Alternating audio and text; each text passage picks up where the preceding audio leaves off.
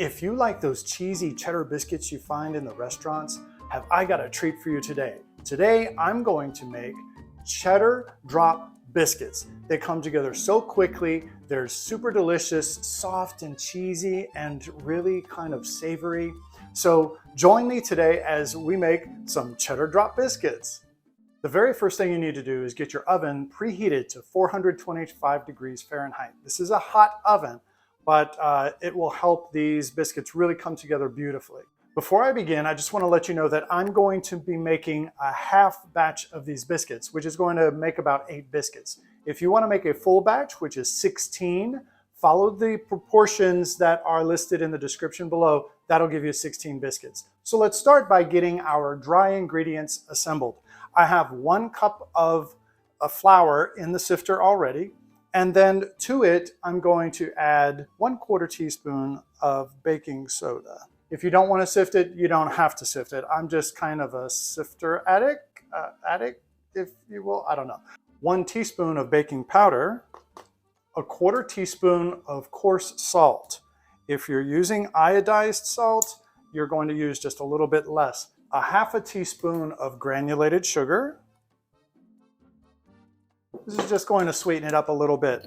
There's going to be a little bit of sweet and a little bit of heat in these biscuits. So just kind of be prepared for that because the heat is going to come in the form of cayenne pepper. You just want to do a dash of this because a little bit goes a long way, but it's going to add just a little extra kick to these biscuits. These are not a sweet biscuit really because it's got cheese, it's got the heat of the cayenne pepper. Okay, I'm going to call that a pinch of cayenne pepper for 8 biscuits. All right, so I have my dry ingredients. I'm just going to sift this all together. I encourage sifting because you might be surprised what you would find in your in your sifter at the end of the sifting. So there are all my dry ingredients. We're going to get to our wet ingredients started here in just a second.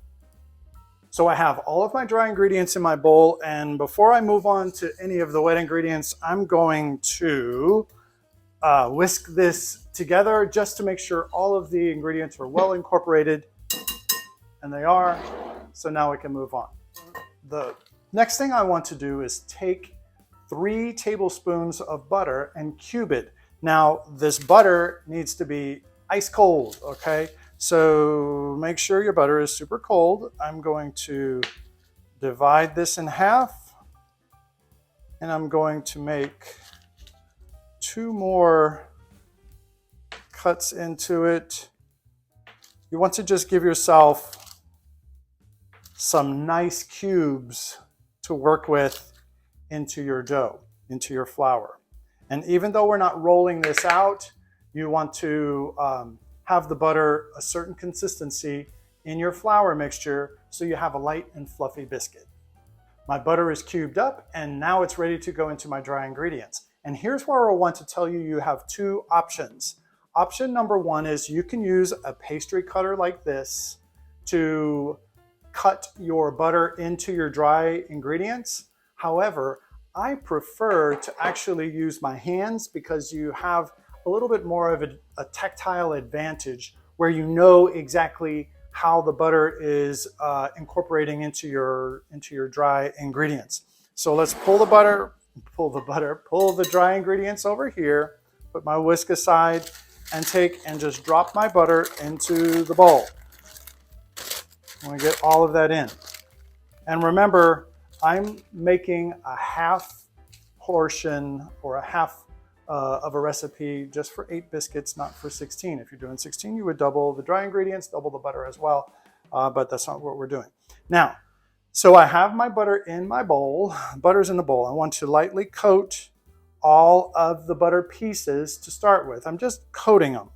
I'm not squeezing them just yet because I want to keep my little butter pieces separate from each other as much as possible. I don't want to end up with one big clump. Then I want to take and just start squeezing the little butter squares. You're squeezing the dry mixture into the little butter squares to start this process of incorporating butter into flour. What your ultimate goal is to end up with about pea-sized pieces of butter into your flour mixture. So we're aiming to get pea-sized pieces in our butter mixture. Okay, and this looks really good. If you notice, it's just kind of sandy-like. It comes together a little bit, but what we're going to do is add some buttermilk to this, some nice rich buttermilk to give you a really flavorful biscuit. Now I have to add my last two ingredients to this mixture. They are 3 ounces of sharp cheddar cheese. You can either use the white cheddar, or I'm using like this orange yellow cheddar cheese. The thing I want to say about this is grate your own cheese. If you're using a block of cheese and you're grating it, you're going to have the freshest version of cheese. If you're buying that prepackaged grated stuff, what they do is they coat the little pieces of cheese, regardless of the flavor of the cheese. They coat it with something to keep it separate and looking fresh and that kind of thing.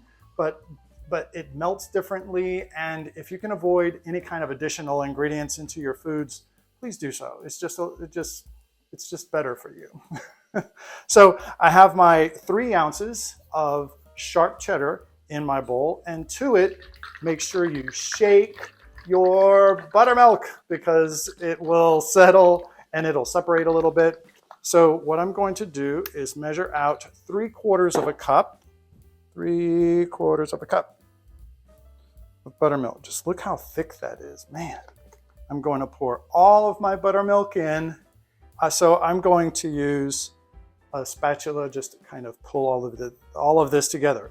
Now, you're going to have a more wet dough than you would if you were rolling this out. So you'll see right away, it just comes together. And I'm going to take and drop this by spoonfuls onto a parchment lined baking sheet. Now, if you find that it's too dry, add just a little bit more buttermilk to it. If you find it's a little too wet, you can just toss in a little extra flour. So here's my baking sheet. What we're going to do is drop this biscuit mixture onto the baking sheet by tablespoons full, separated by about 2 inches. So let's get these bad boys onto my baking sheet. Now, I find it easier just to use my hands, my finger to remove this. You could use an ice cream scoop to scoop out your portions. That way you know exactly how big they are. They would be uniform, that type of thing. I actually don't have a larger ice cream scoop. I have a smaller one that I use for cookies, but so that's why I'm using my spoon here. And you can kind of reshape them, that type of thing if you need. I'm going to pat them down just a little bit. I'm going to take a little off of that one and put it here. I'm patting them down a little bit just so that they're maybe not too tall. Okay. And you can shape them again, like I said. You can round them out before you get them into the oven. Really pretty simple. Now all I have to do is get these into the 425-degree oven for 12 to 14 minutes.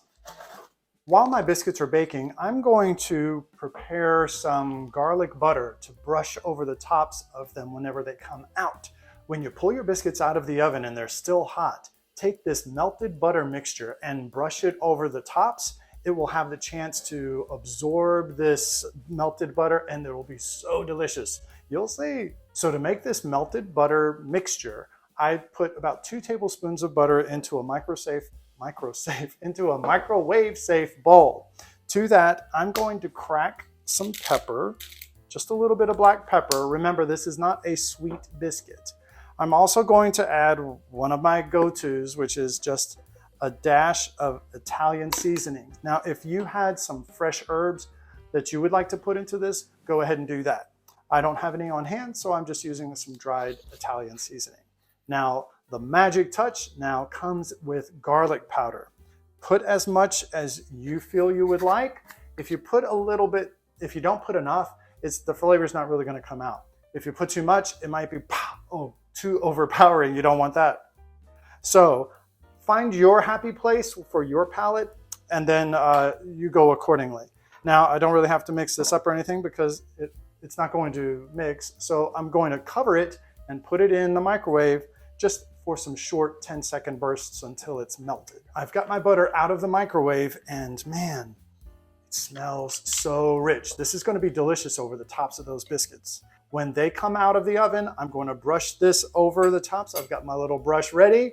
This is kind of like a little magic wand. It's ready to make it nice and it's kind of magical. So these biscuits are going to be delicious. I hope you get a chance to try it. I know that my neighbors are going to love them whenever I let them taste test. So I can't wait for that to see their faces on that. While I'm waiting for the biscuits, they just have a little bit more to go. While I'm waiting for them to come out, I just want to say thank you to everyone who has subscribed to my channel already. My channel has really grown super fast, and I'm elated. I'm so excited for the potential of what I have to be able to share with you in the near future.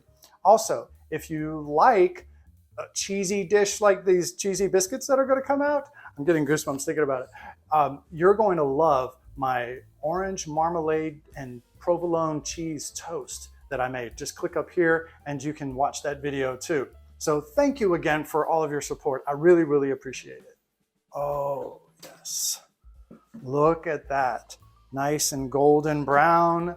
That is delicious, I can tell you. So let me take while they're warm still, and they're really hot. They're 425 degrees hot. I'm going to take my butter and brush it over the tops just to give them a nice coating, and the seasonings are going to be able to seep into the dough of the biscuit. Now be careful when you're brushing the butter on. Don't push really hard with the brush because you're going to end up deflating the biscuit and they won't be as light and fluffy and delicious. So just lightly, just do a light little tap on the tops. So I'm going to let these cool just for a minute or so on the tray, then I'll transfer them. You could put them on a cooling rack if you wanted to, but there's nothing like having a nice hot biscuit. It's such a delicious treat. Now these are some delicious biscuits. I hope you enjoyed this video today, and I hope you get a chance to make them. Also, leave me a comment about if you get to try these or not. I enjoy getting your comments and offering some feedback to you. If you enjoy my content on my channel, don't forget to subscribe. And also, if you enjoy these, don't forget to check out some of my other bakes on my baking playlist. I'll see you next time.